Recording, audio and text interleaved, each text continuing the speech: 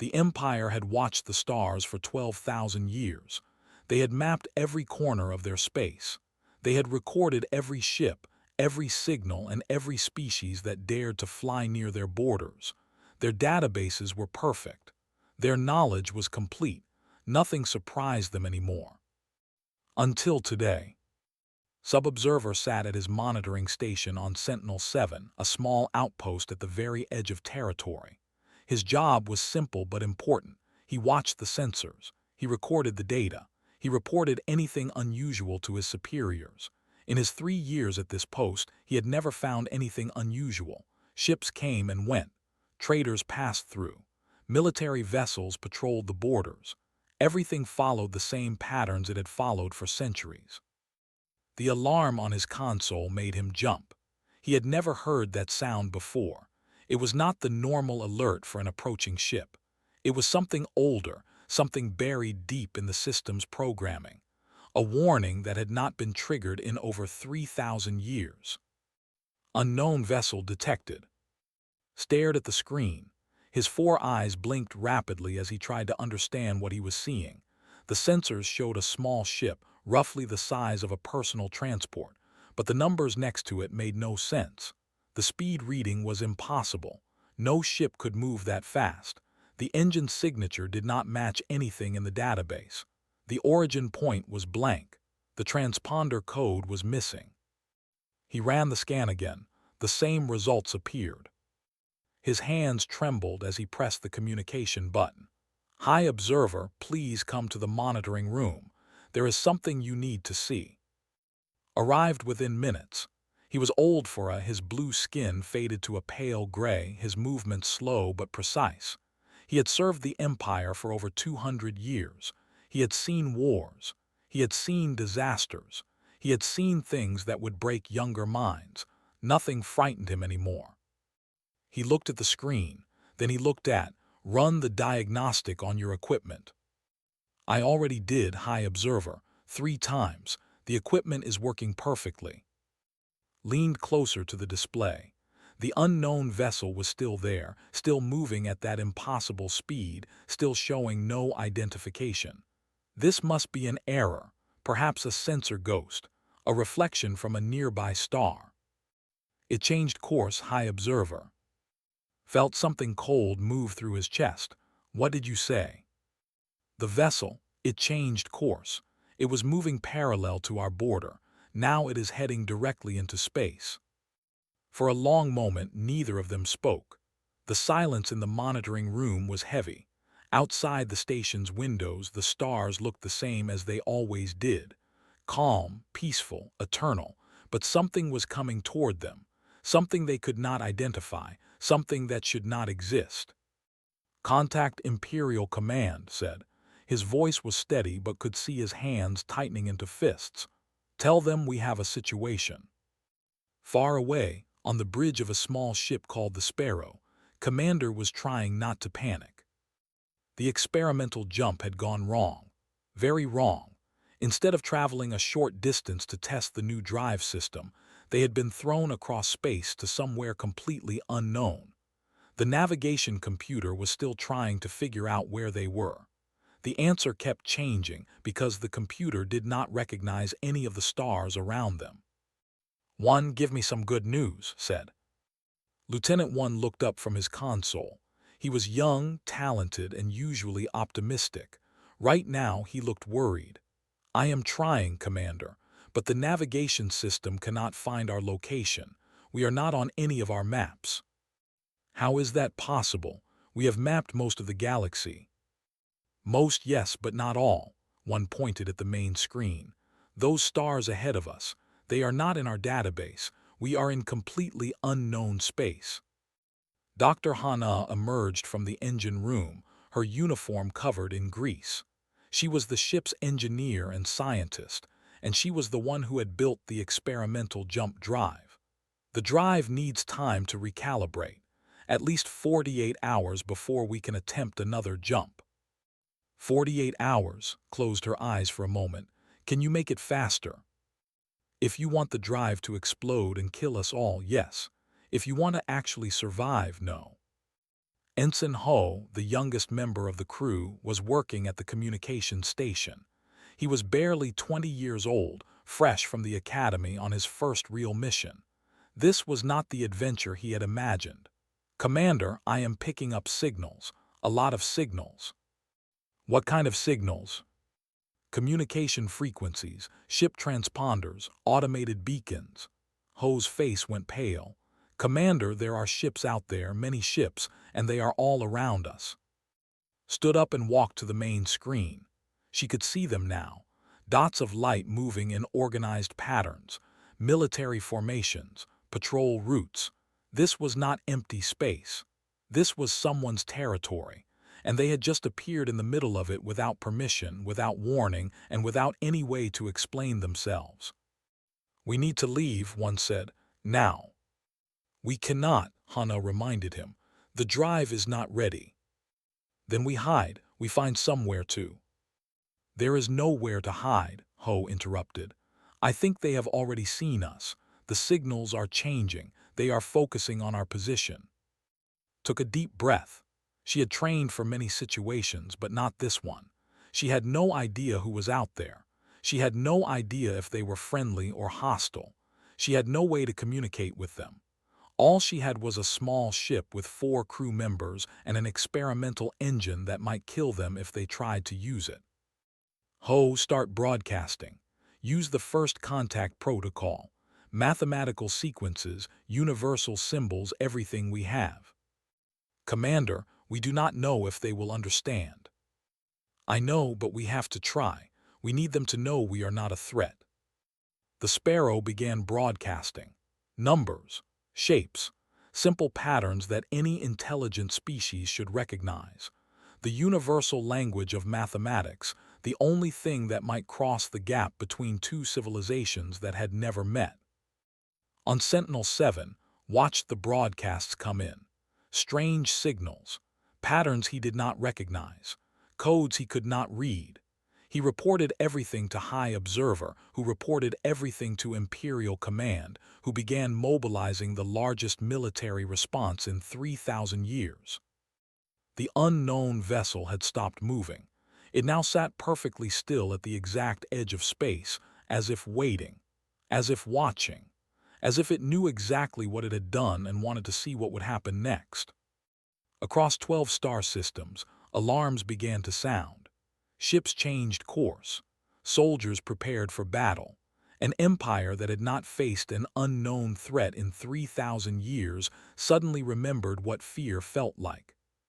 And in the middle of it all, 5 humans on a tiny ship had no idea what they had started.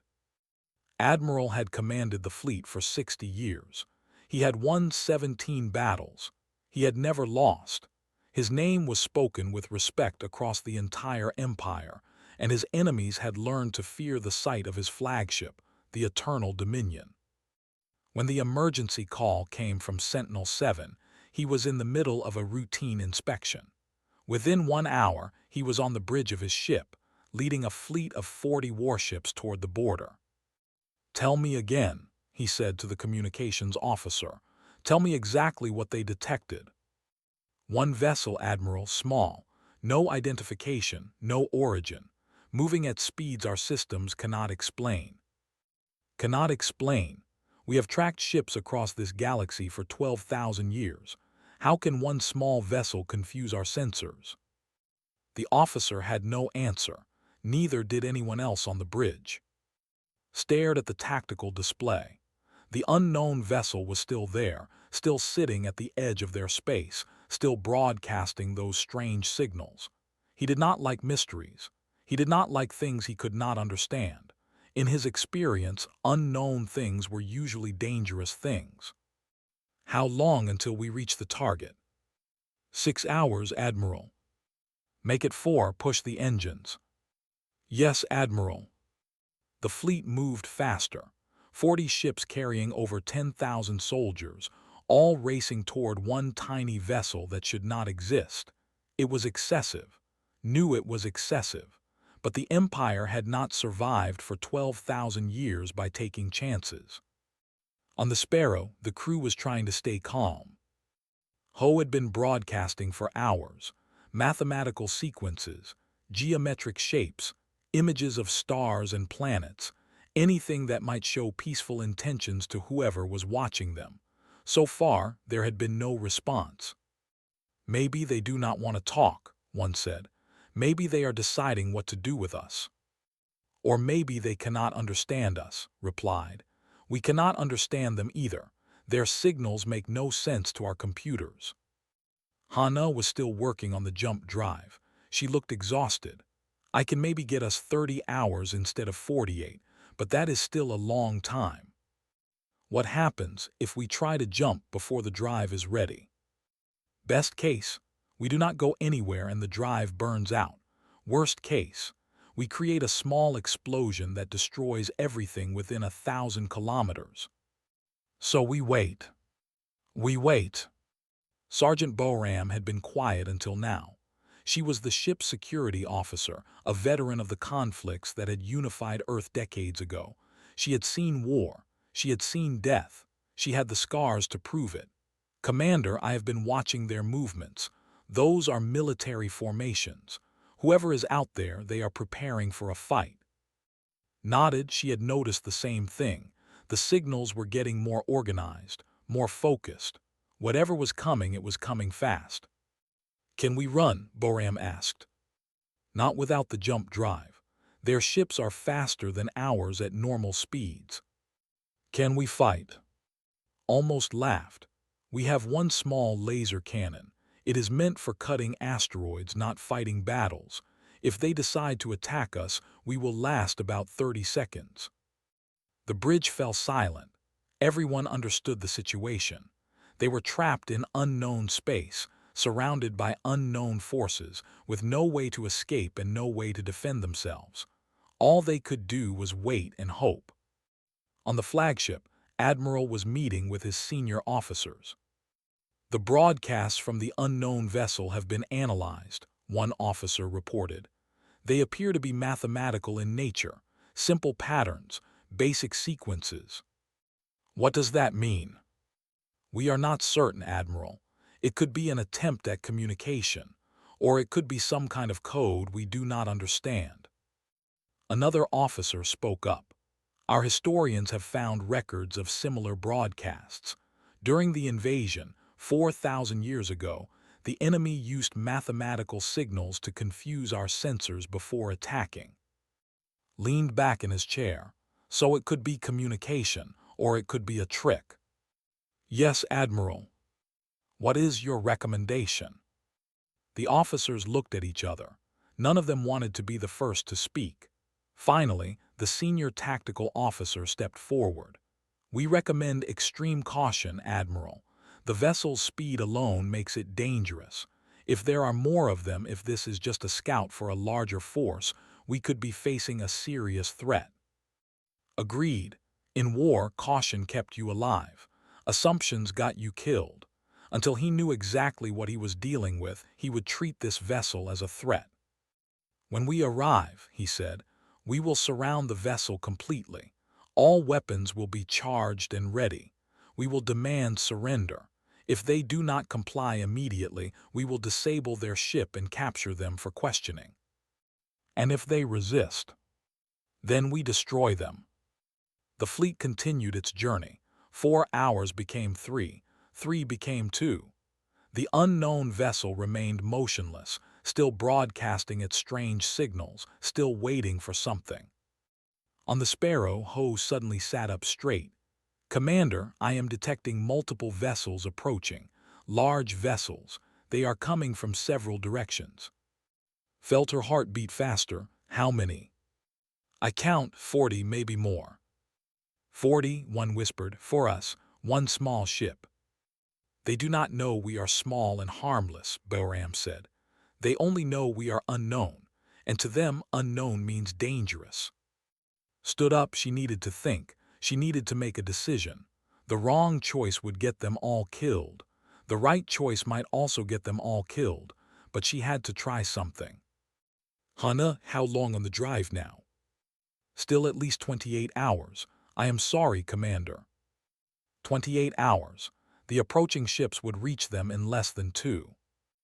Ho, increase the broadcast strength. Send everything we have. Images of our ship, images of our planet, images of us.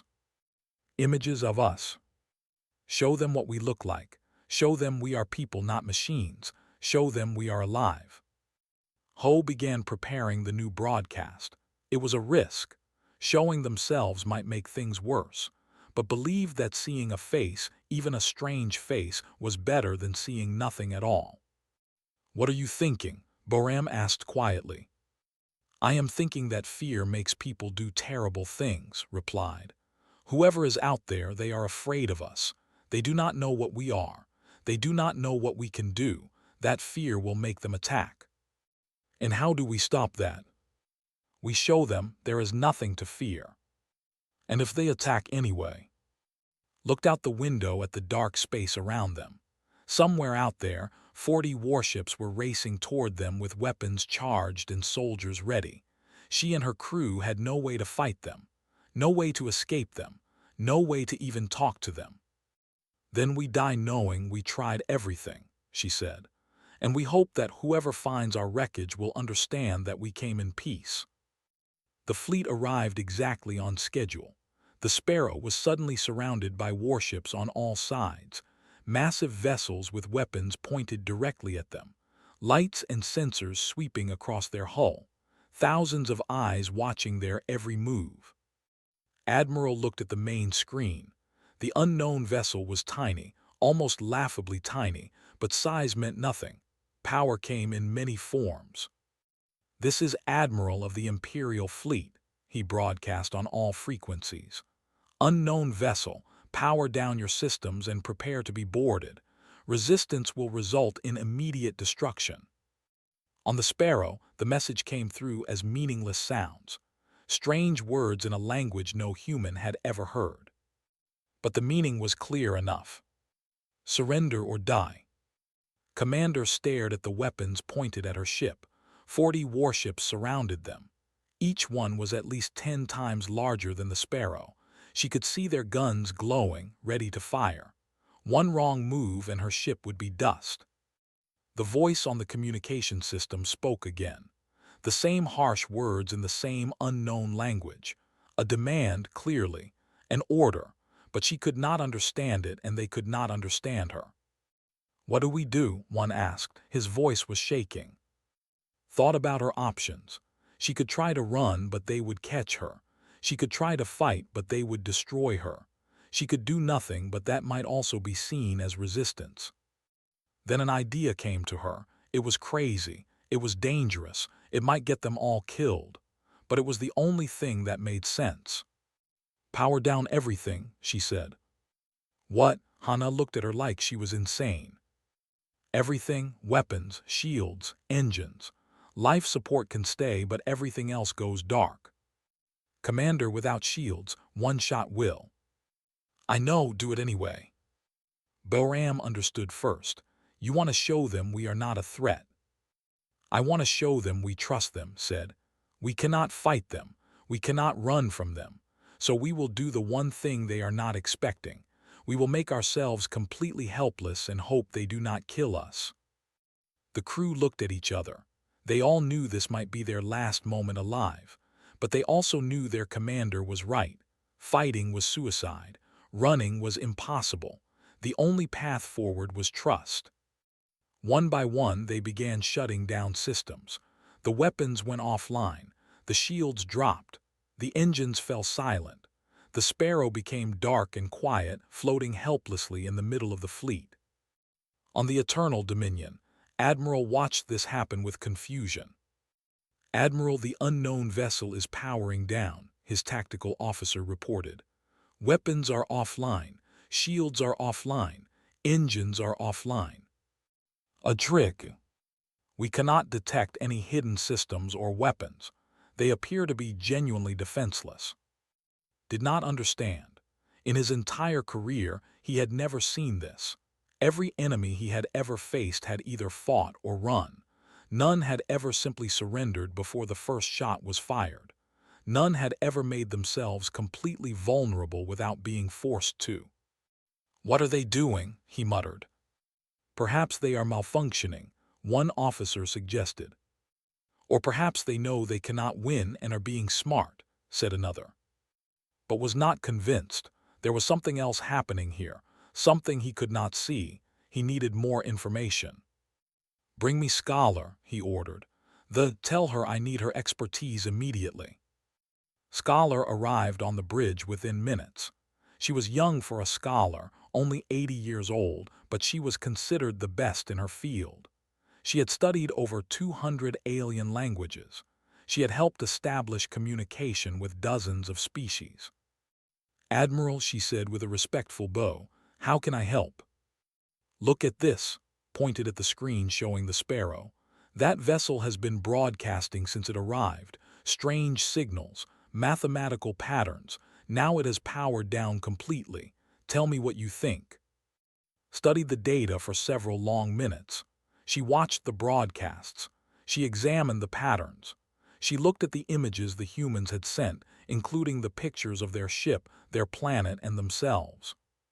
These are not war signals, she finally said. Explain. The mathematical patterns, they are basic, very basic, the kind of thing a child would understand. If they wanted to confuse us or trick us, they would use something more complex. Then what are they? I believe they are trying to communicate. These are first contact protocols, simple ideas sent to be understood by anyone, regardless of language or culture. First contact, frowned. We have had first contact with many species. None of them did this. None of them came to us by accident, said. Look at their ship. It is small. It has almost no weapons. It is not a warship or a scout ship. It is an exploration vessel. I believe they are lost. Lost? They appeared suddenly in our space without warning. Their technology is strange to us. They cannot communicate with us. They are surrounded by 40 warships, yet they power down their defenses instead of fighting. Looked at the Admiral with calm eyes. These are not the actions of an invader, Admiral. These are the actions of people who are scared and trying very hard not to die. Considered this. He did not like it. It went against everything his training had taught him. Unknown vessels were threats. Unknown species were dangers. You did not trust them. You did not give them chances. You controlled them first and asked questions later. But was right about one thing. Nothing about this situation was normal. I want to test them, he said. Fire a warning shot. Low power, enough to shake their ship but not destroy it. Admiral, if they are peaceful, then they will not react aggressively, and we will have learned something. The order was given. One of the smaller ships moved forward and fired. The shot was carefully aimed to graze the hull of the Sparrow, causing damage but not destruction. On the Sparrow, the impact threw everyone to the floor. Hull breach in Section 4, Hannah shouted. Minor damage, but we are losing air. Seal-It pulled herself back to her feet. Everyone okay? They were shaken but alive. The ship was damaged but not destroyed, and the weapons that had fired at them could have easily killed them all. They shot us, one said. They actually shot us. It was a warning shot, Boram said. She was bleeding from a cut on her forehead, but her voice was steady. If they wanted us dead, we would be dead. What do we do now? Ho asked. He was barely holding himself together. Looked at her crew. They were scared. They were hurt. Every instinct was telling them to fight back, to run, to do something. But she knew that any aggressive action would be the end of them. We stay calm, she said. We do not react. We show them that even when they hurt us, we will not fight. Commander, that is insane. Maybe, but it is our only chance. She turned to Ho. Send another broadcast. Show them our faces. Show them we are not angry. Show them we are still here, still trying to communicate, still peaceful. Ho's hands were shaking, but he did as he was told. The Sparrow sent out new images. The crew of 5 standing on their bridge, hands raised in gestures that they hoped would look friendly. Behind them, the damage from the shot was visible. They were showing everything, hiding nothing. On the Eternal Dominion, watched the new broadcast with growing certainty. "Admiral, look at them," she said. "They were just attacked. They have every reason to be afraid, angry, or hostile, but look at what they are doing." Looked, he saw the strange beings on the screen. 2 legs, 2 arms, soft skin, flat faces, holding their hands up in what appeared to be surrender, standing in a damaged ship that they could have defended but chose not to. "They are showing us that they are not a threat," continued. "They are proving that they will not fight even when given every reason to fight. I have never seen anything like this." "Neither have I," admitted, "but that does not mean I trust them." He turned to his communications officer. "Open a channel. I want to speak to them directly." "They may not understand us, Admiral." "Then we will find another way. Language is not the only form of communication." The channel opened, looked at the screen showing the 5 strange beings. They looked back at him. Neither side understood the other's words, but for the first time they were looking at each other as people rather than threats. Then the sensors detected something new, something impossible. "Admiral," the tactical officer's voice was sharp with alarm. "Another vessel has appeared, same type as the first, moving at the same impossible speed, heading directly toward us." Felt the cold fear return. One unknown vessel was a mystery. 2 unknown vessels might be an invasion. "Battle stations," he ordered. "All ships prepare for combat."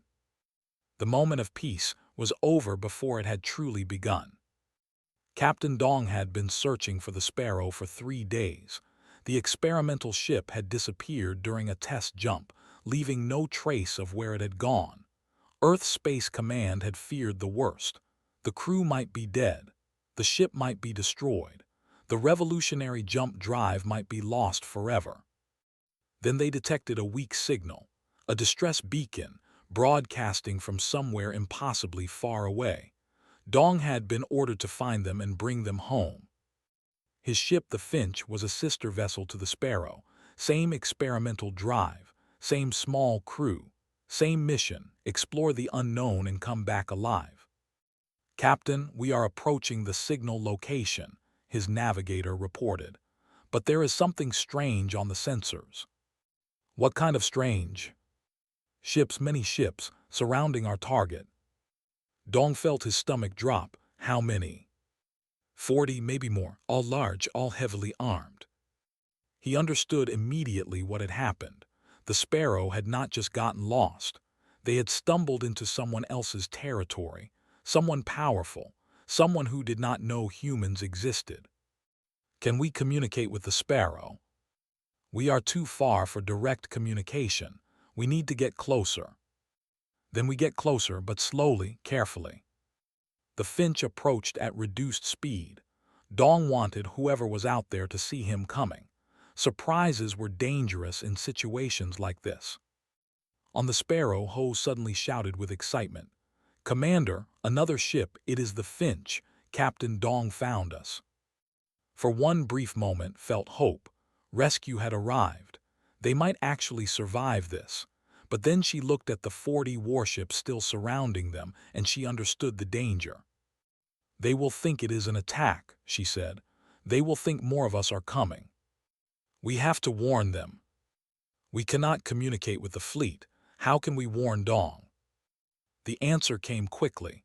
They could not warn him with words, but they could warn him with actions. "Ho, prepare a new broadcast. Send it to the fleet and to the Finch at the same time." "What should I send?" Thought carefully. She needed to show that the second ship was friendly, that it was coming to help, not to fight. She needed images that would make the connection clear.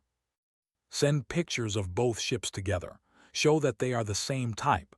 Then send images of us and images of the Finch's crew. Show that we are the same people, family, friends, not soldiers." Ho worked quickly.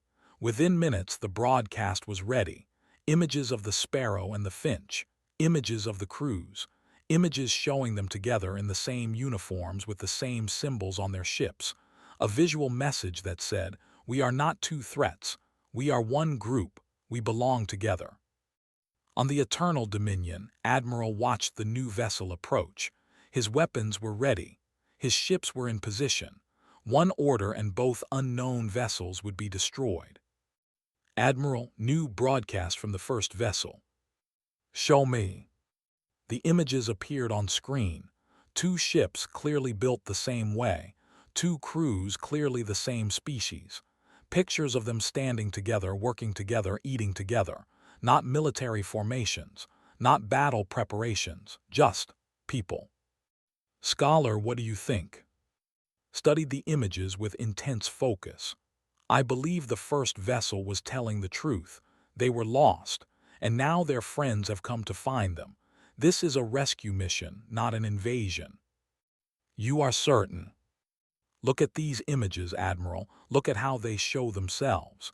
If they were planning to attack, would they send pictures of themselves sharing meals?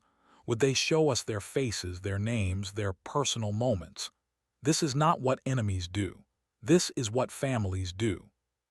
A new voice interrupted them.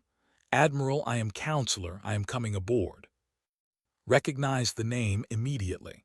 Counselor was one of the most powerful political leaders in the Empire.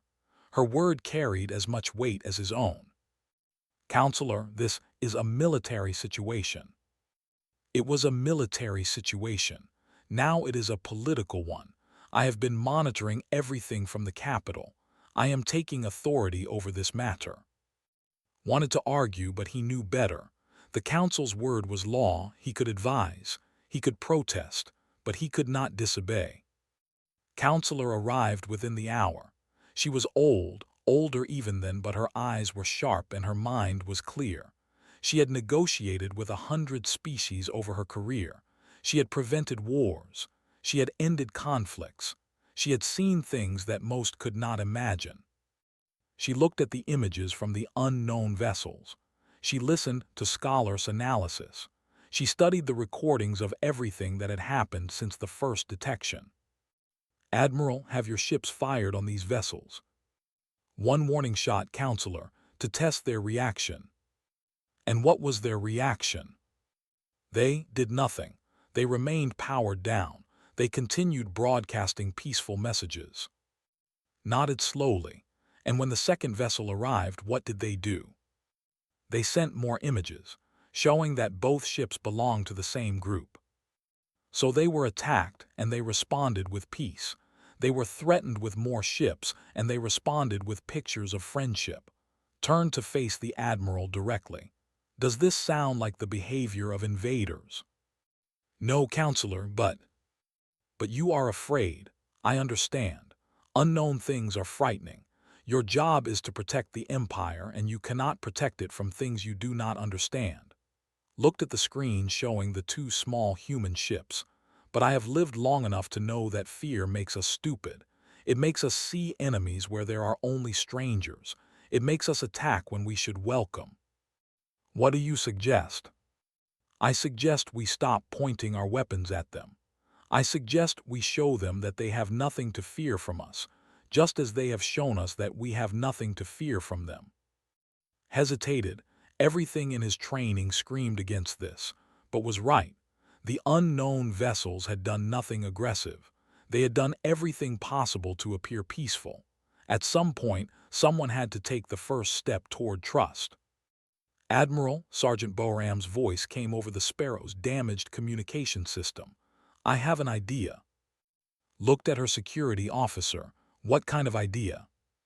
They are afraid of us. We are afraid of them. Someone has to show that they are not afraid. Someone has to take a risk. What are you suggesting? Let me do a spacewalk, out in the open. No suit weapons, no protection except basic life support. I will float between our ship and theirs, completely exposed. They will be able to see that I am trusting them with my life. That is insane. They could shoot you instantly. They could, but if they do not, they will know we trust them, and maybe then they will trust us. Wanted to refuse. She wanted to keep her crew safe, but she looked at the warships surrounding them, at the weapons still pointed at her ship, at the situation that could explode into violence at any moment. Do it, she said. Bahram suited up, the outer door opened, and she stepped into the void. She floated slowly away from the sparrow, arms spread wide, completely defenseless.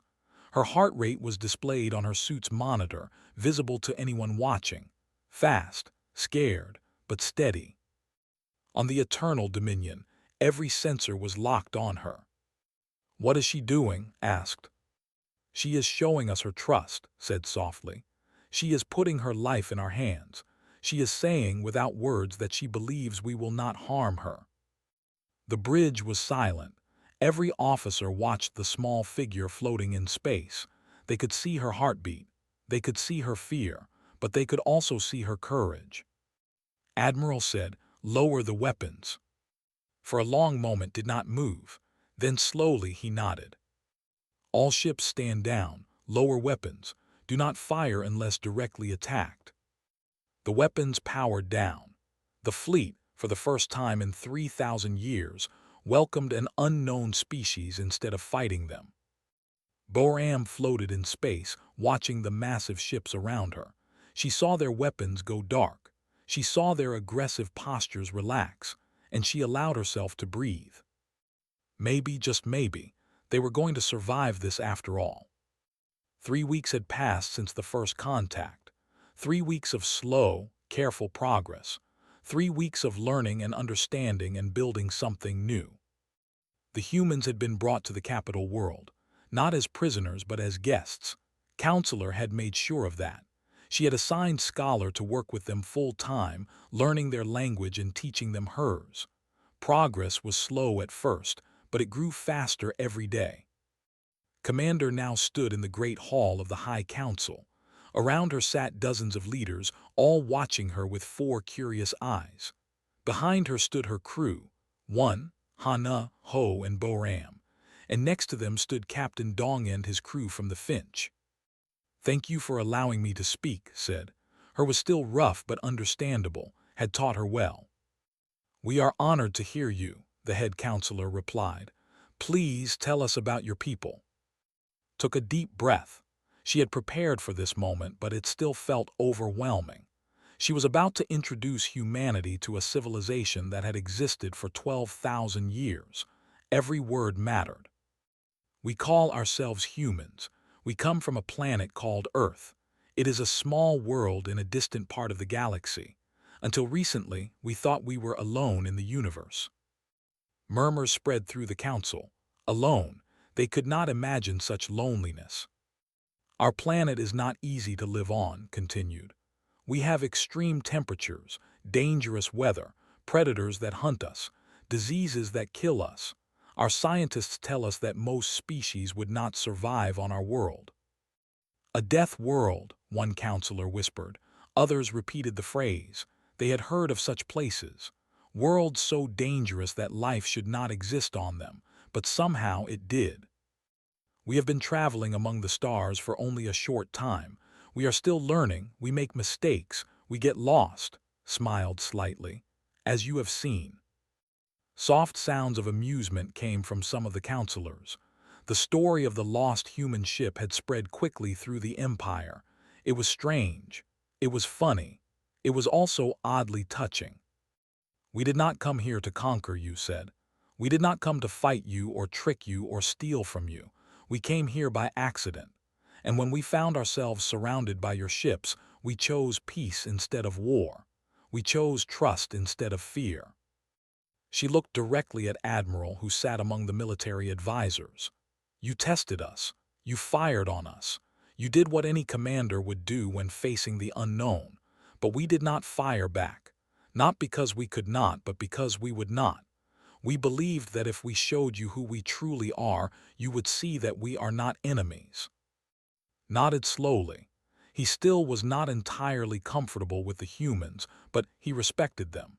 Any species that could face down 40 warships without fighting had earned that much. "What do you want from us?" the head counselor asked. "Why have you stayed?" Looked at her crew. They had discussed this many times over the past 3 weeks. What did they want? What did humanity want? The answer had seemed complicated at first, but it was actually very simple. "We want to be friends," she said.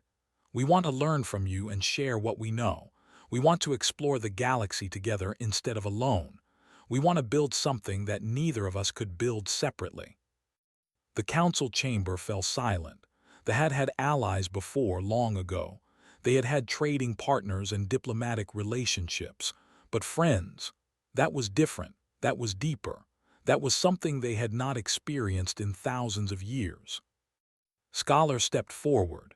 She had been working with Ensign Ho for weeks, learning human language and culture. In that time, she had discovered something remarkable.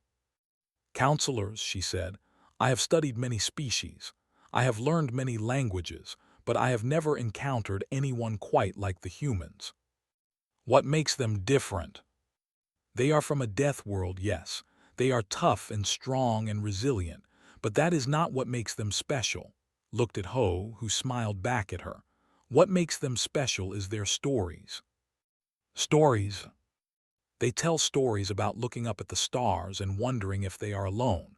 They dream of meeting other beings, learning from them, becoming friends with them. Their entire culture is built around the idea that somewhere out there, someone is waiting for them. Turned back to the council. "We have the same stories. We have the same dreams. In all my years of study, I have never found a species that shares our deepest hopes the way humans do." The council members looked at each other. This was unexpected. They had prepared for threats and negotiations and careful political maneuvering. They had not prepared for kinship. After the council meeting, Admiral approached Commander. They stood on a balcony overlooking the capital city, watching ships move through the sky above them. "I owe you an apology," said. "No, you do not. You did your job. You protected your people." "I almost destroyed you. I almost started a war over fear and misunderstanding." Shook her head. "But you did not. When you had the chance to attack, you held back. When you saw that we were peaceful, you gave us a chance. That matters more than what almost happened." Was quiet for a long moment. "Your security officer, the one who did the spacewalk, that was the bravest thing I have ever seen." "Boram, I will tell her you said that." "Please do." Looked at the human commander with something close to respect. "Your species is small and young and lost most of the time, but you have something we lost long ago. Courage. Not the courage to fight, but the courage to trust. The courage to be vulnerable." "We are very good at getting lost," admitted.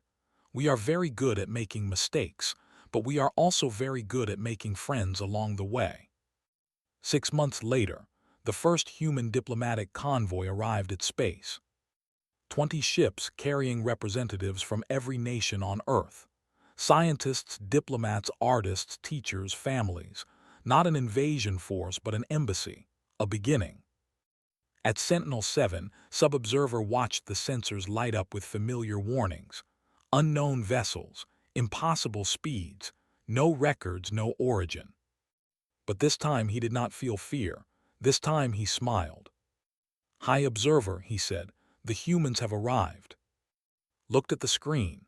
20 ships, all moving together in careful formation. Each one small by standards. Each one broadcasting the same greeting in both human and languages. "We come in peace. We come as friends. We come to stay." "Open all channels," ordered. "Send our reply." The message went out across the border, reaching every human ship at once. Words in their own language, spoken with an accent but filled with warmth. "Welcome back, friends from Earth. We have been waiting for you." On the lead ship, the human ambassador looked at the massive vessels that had come to escort them. Ships that once would have been terrifying enemies. Ships that were now protecting them, guiding them, welcoming them home. She thought about everything that had led to this moment. A lost ship, a scared crew, a choice to trust instead of fight, and from that small beginning something incredible had grown. The galaxy would never be the same. For 12,000 years, the Empire had stood alone, watching the stars and wondering if anyone else understood the loneliness of the universe. Now they had their answer. Humans understood. Humans had felt the same loneliness, asked the same questions, dreamed the same dreams. And now, together, they would face the future side by side. Commander watched the convoy from her position on the Sparrow. Her ship had been repaired. Her crew was healthy. And the experimental jump drive that had started all of this was now being studied by human and scientists together. "What are you thinking?" Boram asked. Smiled. "I am thinking that getting lost was the best thing that ever happened to us. We almost died. Yes, but we did not, and now look at what we have built." Boram looked at the ships around them, human and flying together, different shapes, different sizes, different species, but moving as one. "I suppose getting lost does have its benefits," she admitted. "It always does," said. "You just have to survive long enough to see them." The convoy moved forward into space. Behind them, the stars watched silently. The universe was vast and cold and full of unknowns, but today it felt a little smaller, a little warmer, a little less lonely. And somewhere in the great darkness, other species watched, other civilizations noticed. The galaxy was changing. Something new was beginning. Something wonderful.